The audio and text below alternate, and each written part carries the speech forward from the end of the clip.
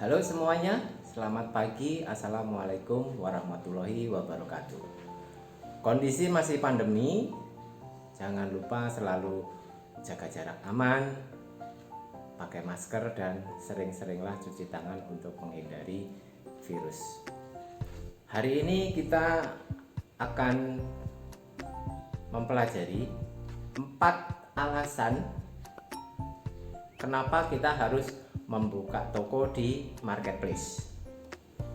Setelah kemarin kita belajar tentang 6 alasan untuk berbelanja di marketplace, sekarang kita berganti peran menjadi penjual.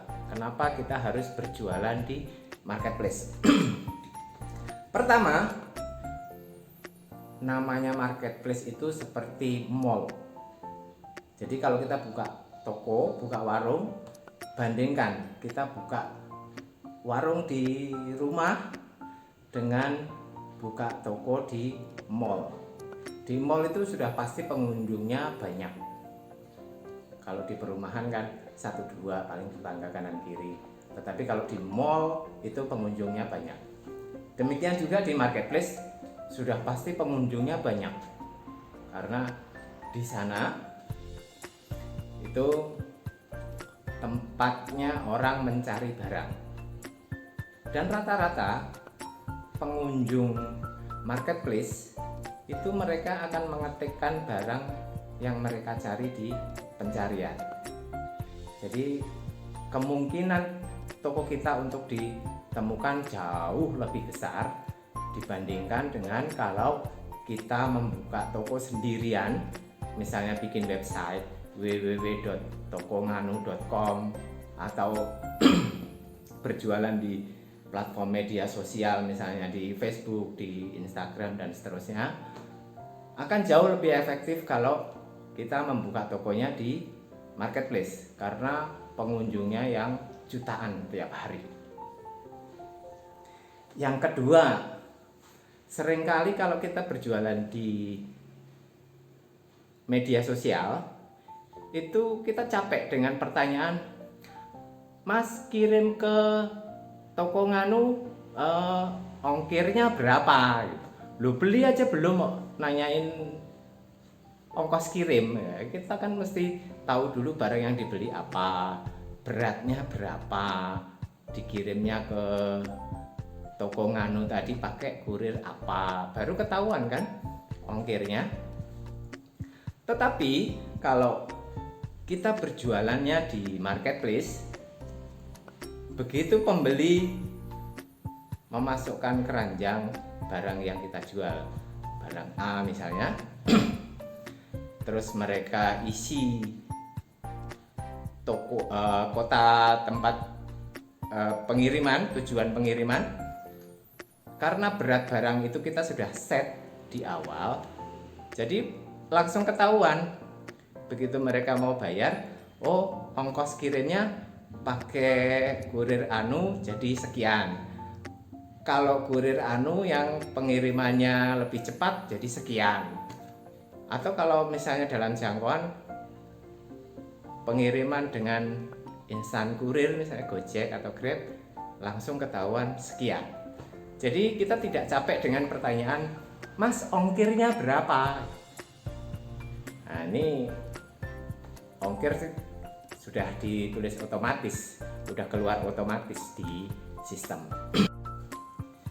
Yang ketiga, adanya pihak ketiga apabila terjadi sengketa atau komplain.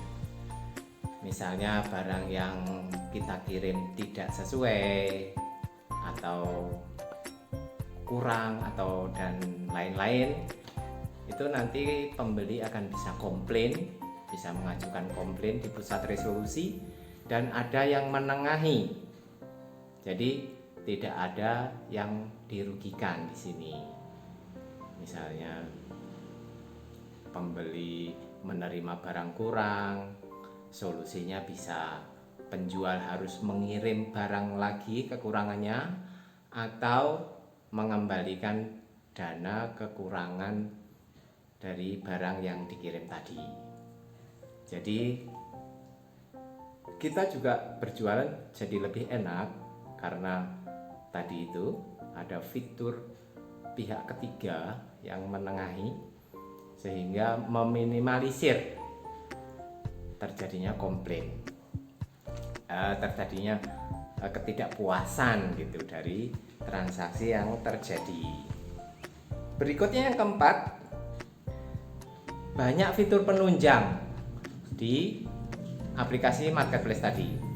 Jadi di dalam marketplace, rata-rata di semua marketplace yang ada di Indonesia, hampir semuanya menyediakan fitur-fitur penunjang dalam kita berbisnis online. Misalnya, mereka menggandeng pihak ketiga fintech yang menyediakan pinjaman apabila penjual kekurangan modal, jadi bisa meminjam ke fintech yang bekerja sama.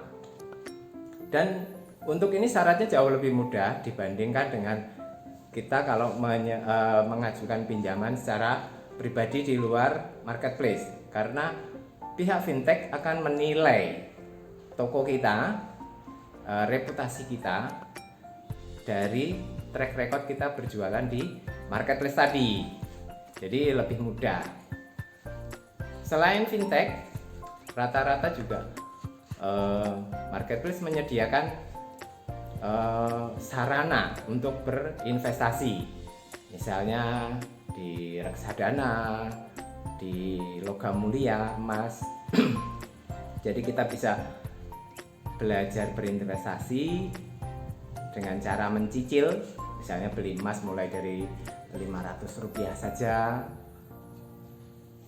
nanti diakumulasi, atau bisa juga tadi beli reksadana dengan nominal yang kecil mulai dari Rp500, Rp1.000, Rp10.000 dan seterusnya. Bahkan ada marketplace yang memberikan fitur seperti ini. Setiap penjualan yang terjadi, kita bisa set misalnya berapa rupiah untuk membeli emas atau untuk membeli reksadana. Ini bagus ini.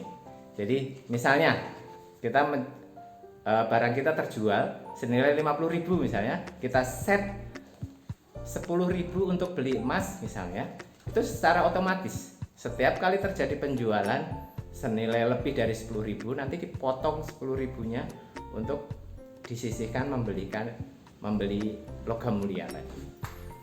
Dan bagusnya lagi, nanti setelah emas itu mencapai berat tertentu, misalnya 2 gram, 3 gram, 5 gram, 10 gram, itu kita bisa tarik fisik. Nah, kan susah kalau kita mesti misalnya beli emas 10 gram nilainya 8 juta lebih sampai 9 juta. Kalau kita harus sekali beli kan susah. Tapi kalau nyicil dari 10.000 setiap kali penjualan terjadi kan tidak berasa. Dan ini fitur yang sangat mendidik buat kalian yang masih muda, masih SMA, masih kuliah misalnya.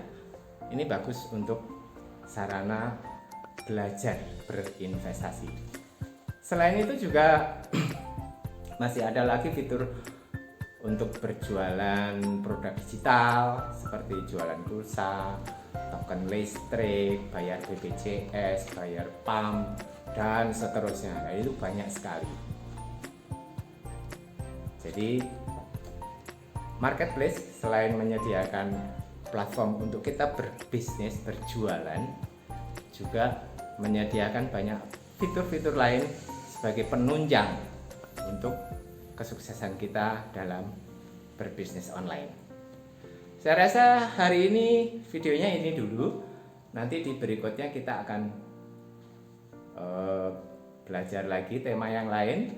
Kalau kalian suka dengan video ini silahkan subscribe dan like. Tapi kalau nggak suka ya dislike, nggak apa-apa. Saya rasa itu dulu. Terima kasih. Assalamualaikum warahmatullahi wabarakatuh.